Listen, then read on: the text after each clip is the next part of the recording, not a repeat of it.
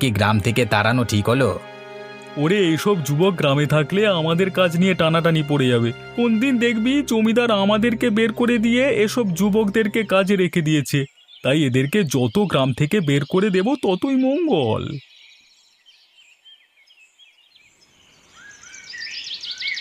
আমার বাবা কোনো দিন এরকম আদেশ দিতে পারে না, তুই বিশ্বাস কর রাতুল। কিন্তু ওরা দুজন যে এই কথা বলল। ওরা নিশ্চয়ই মিথ্যা কথা বলছে। আমি আমার বাবাকে তোর নামে প্রশংসাও করতে শুনেছি।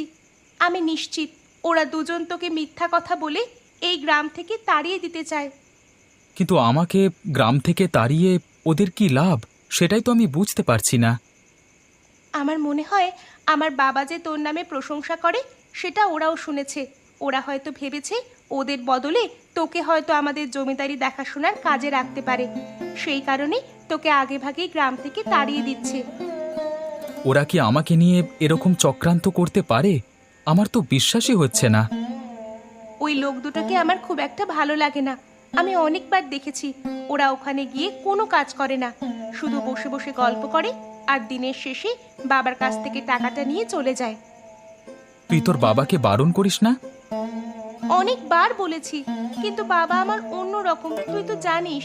বাবা বলে আমি যদি ওদের কাছ থেকে তাড়িয়ে দিই তাহলে ওরা না খেতে পেয়ে মরবে, তাই যেমন চলছে তেমনই চলতে দে। আচ্ছা ঠিক আছে, তোকে এই কথাগুলো বলবার জন্যই এখানে ডেকেছিলাম। তুই ওদের কথায় গ্রাম ছেড়ে যাস না রে।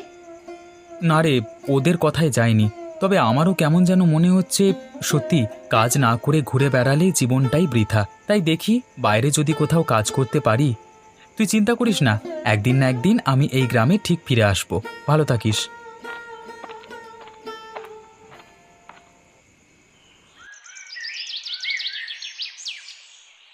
দাদা, খুব অর্থ কষ্ট হচ্ছে গো। দুবেলা যে ভালোভাবে সংসার টানবো সেই ক্ষমতাটুকু আমার নেই।